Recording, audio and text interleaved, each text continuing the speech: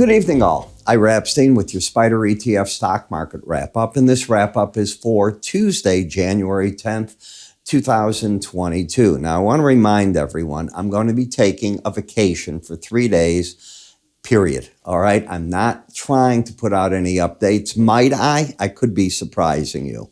If I'm in the hotel room where I'm going and I get bored in the afternoon, I might want to put one out. If I've got plenty to do, I'm just not going to do it. So you'll have to wait and see. For certain, I'll be back on Monday putting out your videos, okay? I rarely take time off, as you probably know if you watch me. I mean, it's rare. I have to be ill. I don't take many vacations, and this is one of them, and I want to enjoy it. So while I'm gone, you have to focus on earnings. Bank earnings are going to kick off, then everybody else comes in. I am expecting that we're going to get the CEOs come out. Remember, these are not only the quarterly earnings, they're end of the year earnings. So you'll hear from all the big boys. They'll all probably give you warnings. That's what I would be doing. And you cover yourself if you don't have a good first or second quarter. Well, I told you so, and we told you the problems. If it's a beat, well, the market was better than we thought, and they look good. That's typically the way it's done. That's what most people would do. We'll see if that's the case. Then we get the inflation reading, and this is going to be the big battle. Is it falling faster than people think? Is it not falling as fast as people think? And is it not falling or going up? That's what we're all waiting to see. No matter what it does, the jobs report told me something. When the jobs data came out and we saw that we added jobs, that didn't matter. There was no press about that, and that was a surprise. What was the market focused on? We had a price increase in wages, but not as big as it had been. So the rate of the increase fell, and the market took that as bullish. Well, you've got to apply that to possibly how the CPI number is going to be looked at.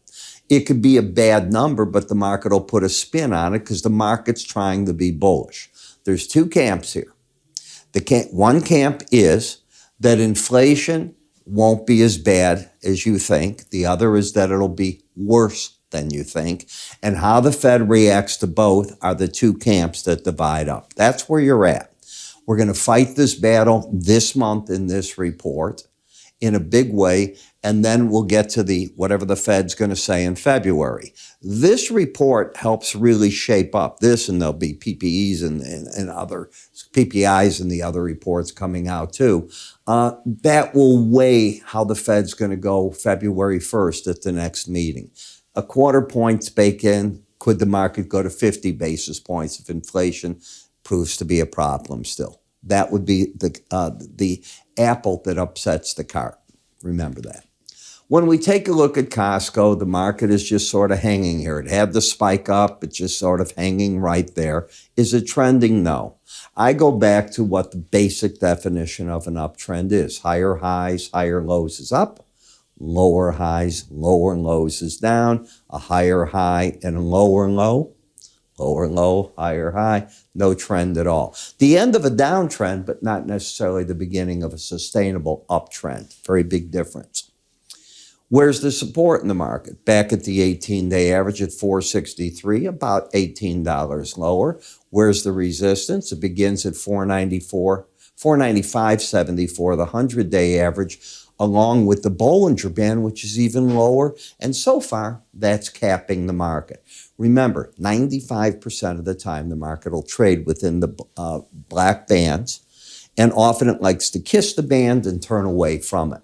That's often the case. When we look at momentum, overbought.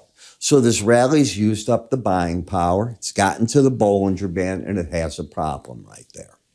When I look at LIT, which is the lithium and battery tech, I think you ended a bear market. I said that to you earlier in the week and last week, and I'm saying it now. I still contend that that is the case. I don't see us going back to visit these numbers for a while if we go back there. Why? You've already taken the market from 75 down to the 57 level, $18 break, back up, and we know that automakers are going to need these products. I mean, everybody wants to be in the business of building batteries. That seems to be the case, and these products are needed for them.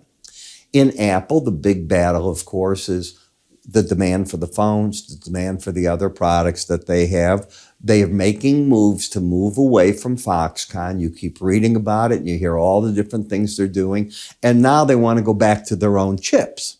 So it gets even worse for the remaining people there. They're going to take control of themselves. Do you not think that China, with what they did over the past year to big corporations and what they did to supply chains, is lost on big America? If you think that it would just happen and they'll go back to business as usual, shame on you. It is not going to be that way. You're going to, number one, at a minimum, disperse what goes on in China. You'll go to Vietnam, you'll go to Malaysia, you'll go to different parts wherever you can, including America, including Mexico. We're seeing President Biden, Prime Minister Trudeau, and AMLO today, the president of Mexico, all together talking about semiconductors, trade, what do they do? And they're right. As a country, do you realize how big we are in North America, the three of us? Nothing's like us. I mean, we're big. AMC. Okay, now the sideways action. Bearish news isn't breaking the market. Bullish news hasn't kicked in yet. Okay, we'll see what happens. What's the next leg? It needs some movies to make some money. That's going to be the problem. I don't know what the next help is going to be. Avatar, as I said, is a big number movie, okay? Can it hit $2 billion before it's all said and done is going to be the real question. In XLF, okay, now we have the banks talking their earnings coming out. So in the financial sector, this is part of it. We're at a resistance point. We're overbought. Now we get to hear all that talk. So you got to start paying attention. It's not only the banks, though. Again, the financial sector, earnings season. We're going to see this all over the place.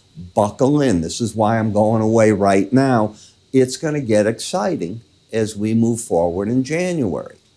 We then go to the industrial sector. I like this sector, okay? This has been much stronger than the tech sector as of recent, and there's reason to believe it'll stay that way.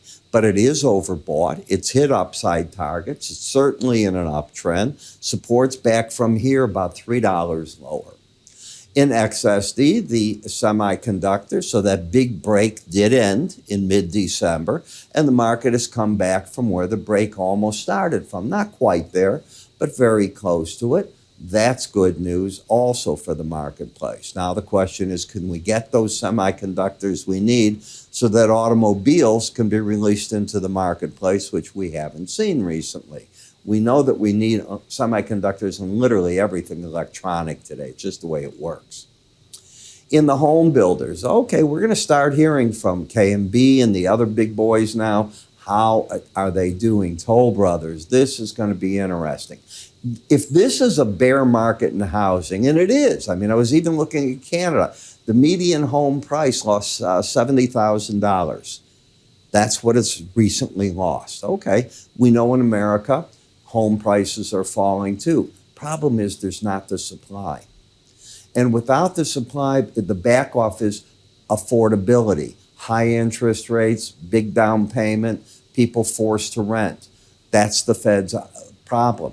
How do you get down the cost of living? Because rents come up each month. Do you think landlords are really lowering them?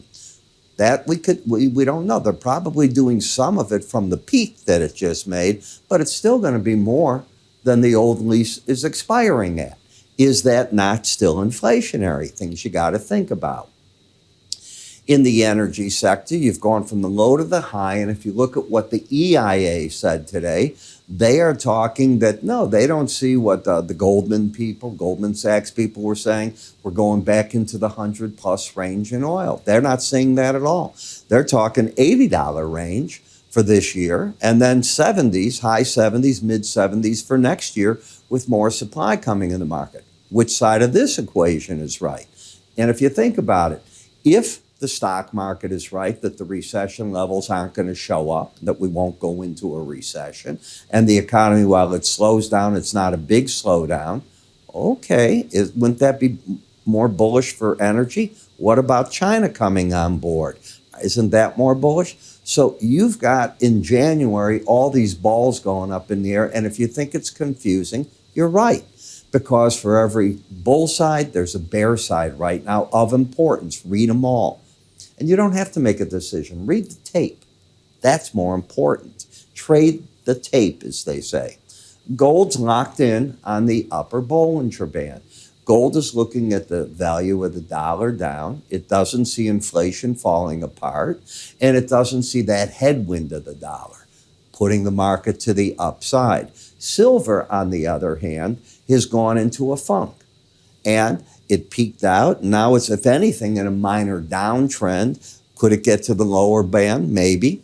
If it takes out yesterday's high, it negates the downtrend, but you're now caught in narrowing Bollinger Bands, and you rarely move out of there right away. The copper market's got China as its back, okay? And China's doing this. We don't have COVID. We're going to punish you, South Korea. How dare you? How dare you say that our citizens can't get there without the vaccine test? And Japan, you too. You're bad people. So today they're saying, okay, I'm not going to issue new visas under certain circumstances to punish those countries. What nonsense. And they've suddenly said, they flipped on you again. China has said now, at first it was they thought cases would get worse with the lunar holiday. Now they're saying it has peaked. I wrote about it this morning in my newsletter in detail. I gave you the comments from the mayors of different areas, the governors of different areas, how they're holding the party line. It is over. We have seen the worst of the COVID. Does that mean people aren't going to travel for the lunar holiday? The last I looked, a lot of people get together and you have COVID, it spreads. But I could be wrong. In TLT, market coming back to challenge the support at the 18 and the 100-day average, but it's overbought. Now, how do you play this going into the CPI numbers at the end of this week? That's the other game. You've had a nice bounce, but I think I'd like to see the CPI number before I'd stick my neck out there. And in the dollar, you've gone from near the Bollinger Band high back to the bottom, and this is why copper got a bid in it, while the FXE went to the high. And suddenly the markets think, maybe rightly so, that both the U.S. and Europe, according to Goldman Sachs, just a source, one of them, maybe they can both avoid recession. So we keep flipping these stories that go back and forth, and I get it. They're looking at mixed fundamentals. They're looking at momentum trades. They're looking at so many different things. Here's what I think you look at. You look at jobs. If they stay strong, you have a muted recession at worst. That's how I view it. But if CPI doesn't break and get legs to the break, then the Fed will keep raising rates more than the market thinks. And I still don't think with that, you'll get into a deep recession. Break the labor market, I change my opinion. But if labor stays strong and people can get all these jobs, I'd keep my eye on that in a big way. I keep watching the Help Wanted Index, the new JOLTS reports when they come out next month. Those are the things you keep your eye on to see where you're at. I talk about this and a heck of a lot more in my daily reports. What I do is Monday through Thursday, I write 2 updates a day. They're written in bullet form. They're meant to be read in about 1.5 to 3 minutes. No more than that. It's not a 5-minute read. I refuse to write that. I want it to be a short read, bullet forms with comments that bring you to the events that are impacting the market. Then we go to the charts in the morning and we look together at these charts and we come up with ideas for the trade, how they're unfolding, where they are, entry, exit, objective, stop, where you're right, where you're wrong, and keep it going that way. To me, this makes the most sense. And with today's day and age, it's so much easier to do videos of this. So I think the writing should be shorter. I think graphs are important. I put a lot of those in my reports as well. And away you go. How do you get this for free to give it a try for a couple of weeks? It's simple. Go to iraepstein.com under free offers. It's that simple. Call my staff. They'll get you set up. I obviously, while I'm gone, not going to write a report. I want 3-4 days to myself. But come Monday, I'm back in the saddle and I'll be fresh. In the meantime, trade well. I'm Ira Epstein, and I'll see you come Monday.